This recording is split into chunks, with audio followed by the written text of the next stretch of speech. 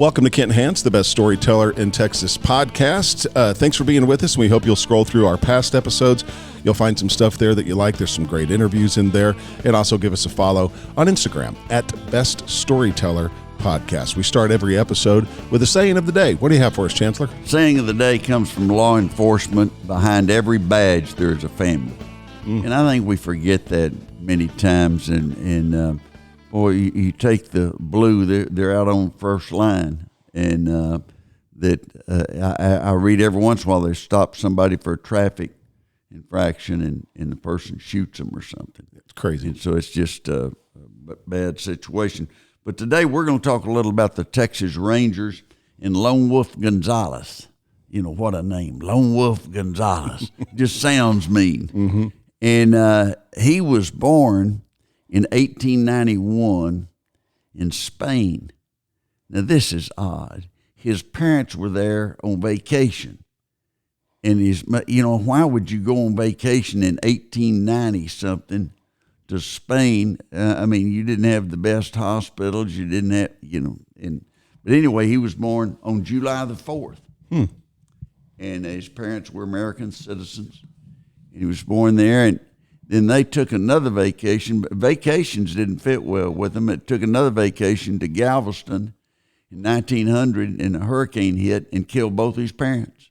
Oh. So, he was 9 years old and was orphaned and raised with strangers and family and different ones, and got into the Mexican Army when he was 20, and served there for a few years, and then became a Treasury agent for the U.S. Department of Treasury.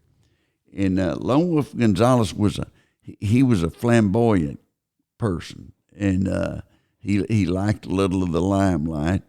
The Rangers were started. Stephen F. Austin started them in 1823, and they finally put them in the DPS in 1935. When they did, Lone Wolf was in charge of the lab, and he went to Washington and copied everything he could from the FBI, from their lab. In Texas lab for DPS and Rangers has been way ahead of any other states. They got started, and he was famous for that. But he became a Ranger.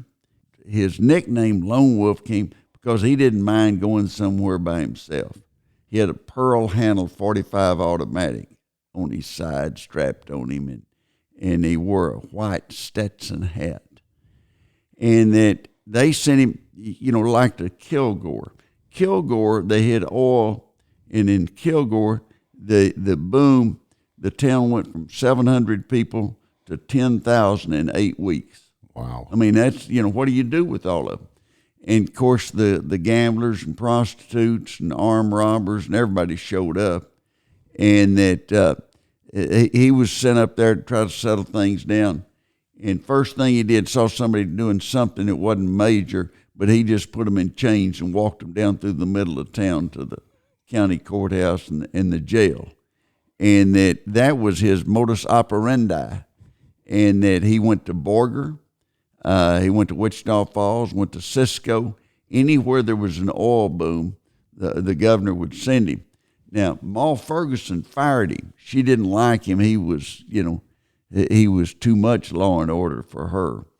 And that there was one quote came from him one time, and I don't know how accurate it is, but he said, you just need to remember when there's a riot going on, you need to shoot and then ask questions.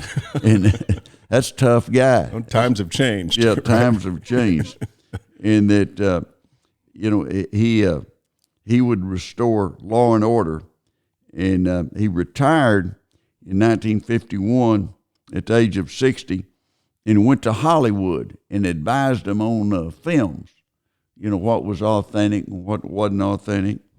And then he also, when he came back to Texas after advising people in Hollywood, he would collect money to buy Bibles. He was Presbyterian, and he'd give a lot of people buy Bibles, and he'd take it to the prisons. A lot of people he'd see were people he had sent there.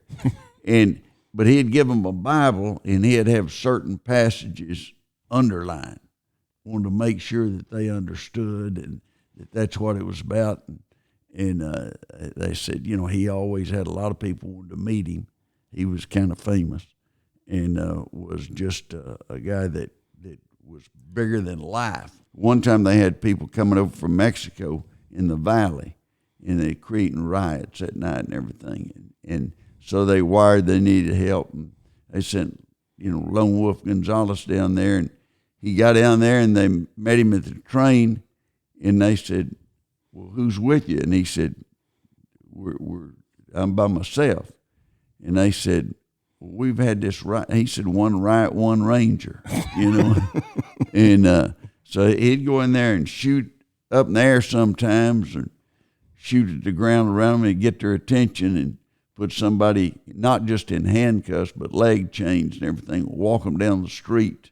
Lone Wolf liked to send a message. He did. He wanted to let them know, if you messing with the law, you're messing with me. And he did that in Borger and Cisco and Kilgore, where they were having terrible problems with crime. And he was the guy he sent. Those oil towns, when they found oil, it just got crazy there. Well, in Kilgore, they were buying cemetery plots and drilling wells. Somebody tried to buy 4 plots together, just go in there and drill an oil well. And they didn't have any regulation, and that's when they started. The Railroad Commission got the authority to regulate drilling and spacing. In spacing, you had to be at a certain area, away, so that you didn't have too many wells. It was a drain of the natural resources. If you had 20 wells on 3 acres of the cemetery plot, you're going to suck that oil out pretty fast.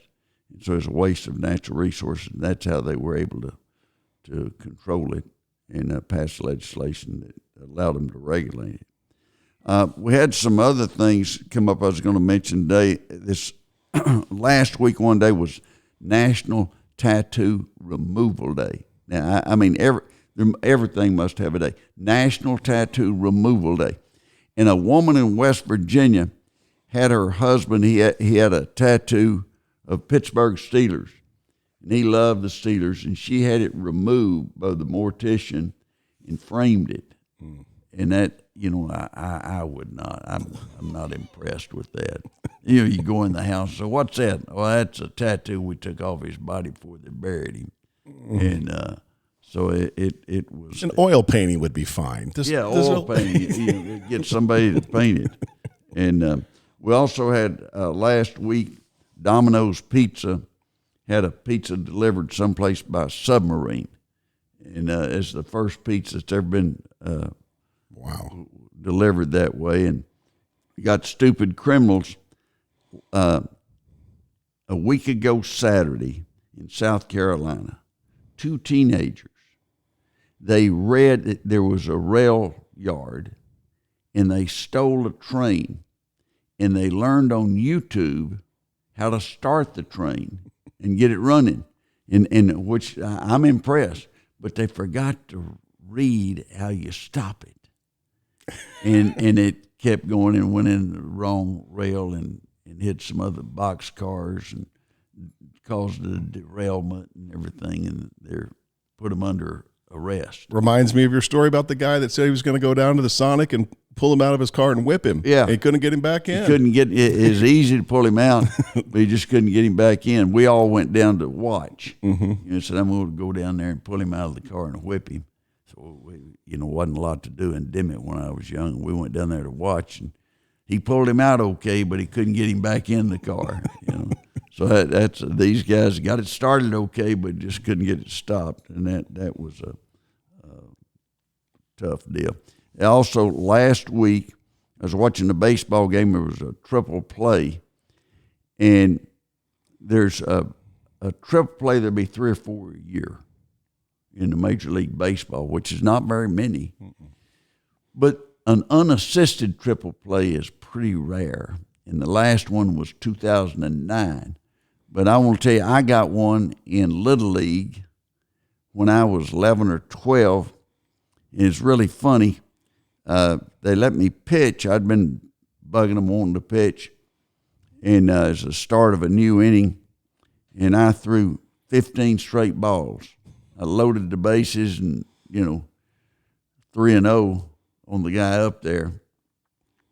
And I threw a 3-fingered fastball at him, and it was going for his head, and he ducked. And when he ducked, it hit the bat, dribbled out in front, and I went running up there and grabbed it and touched him. And the guy from third that waved him in, he ran into me, and I didn't drop the ball, and they called him out. And the guy from second, and Little League people get confused, and the kid from second came around and ran into me. I was standing there and didn't drop it, and so they called it as a triple play, unassisted. and a friend of mine that I died a few years ago, every time I'd see him, Hal Ratcliffe would say, "Done any triple plays lately?" I was going to say, I'm surprised you didn't get a nickname out of that. Well, I probably should have, but they had the nickname they gave me in high school was Casper, because I was friendly and I was pale, friendly ghost. And so every once in a while somebody will say Casper, and I know it's, maybe one of my friends from high school, or it carried over, and a few guys in the college picked it up. Speaking of nicknames, and you made me think of it with your triple play story, you had a buddy, was his name Fastball Walker? Fastball Walker. Yeah. I mentioned him not long ago, and his son Sam Walker called us and appreciated that. And Fastball, when we put the obituary in the Lubbock paper, and put William T. Fastball Walker, because if we'd just put Bill Walker, a lot of people wouldn't know who that was. Mm-hmm.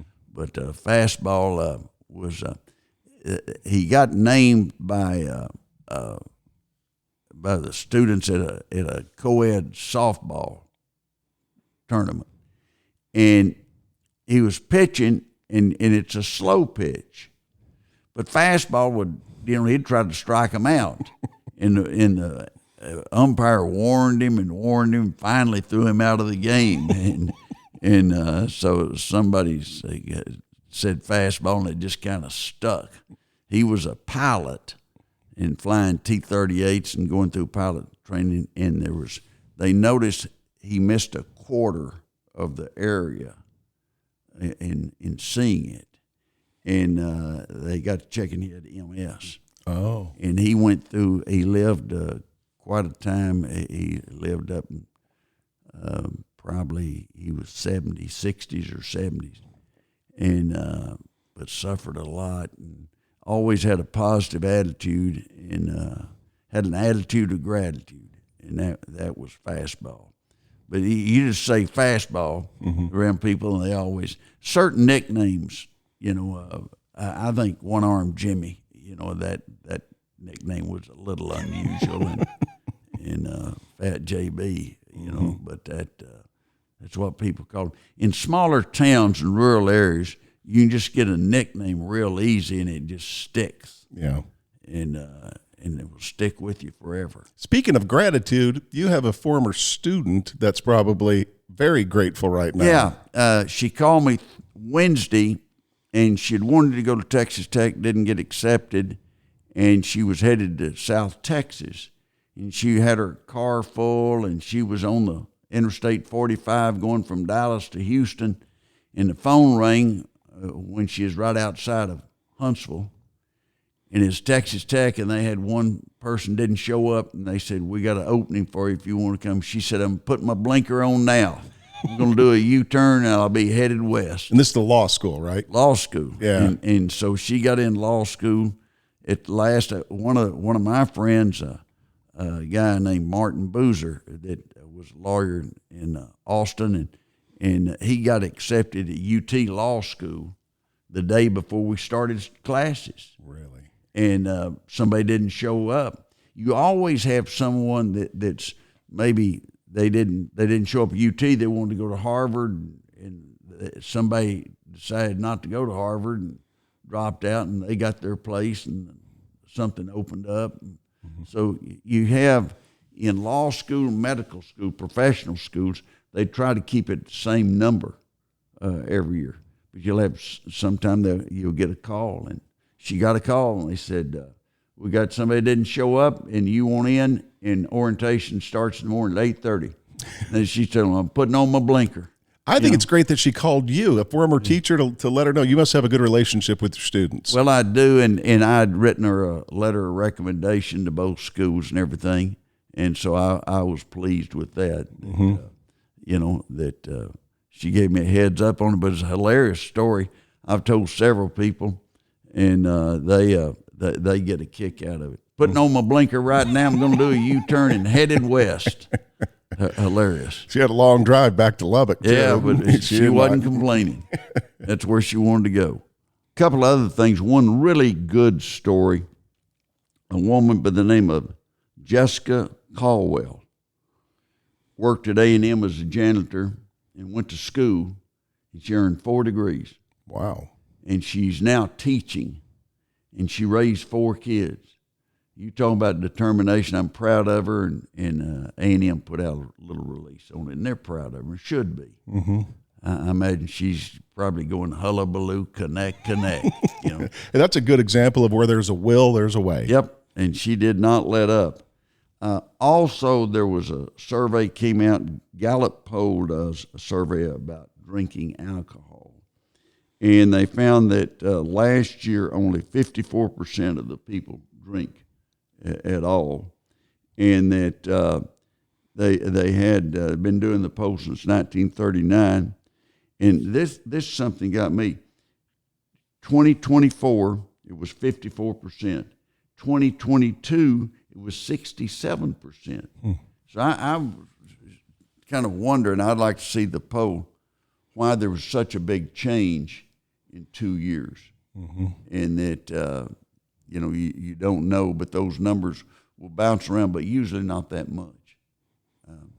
But today we've talked about Lone Wolf Gonzaullas and Texas Rangers, and Frank Hamner, the guy that shot Bonnie and Clyde. And Bonnie and Clyde, Ralph Hall, who I've mentioned on this program before. Ralph Hall was a congressman from Rockwall and was a great guy. He was the one that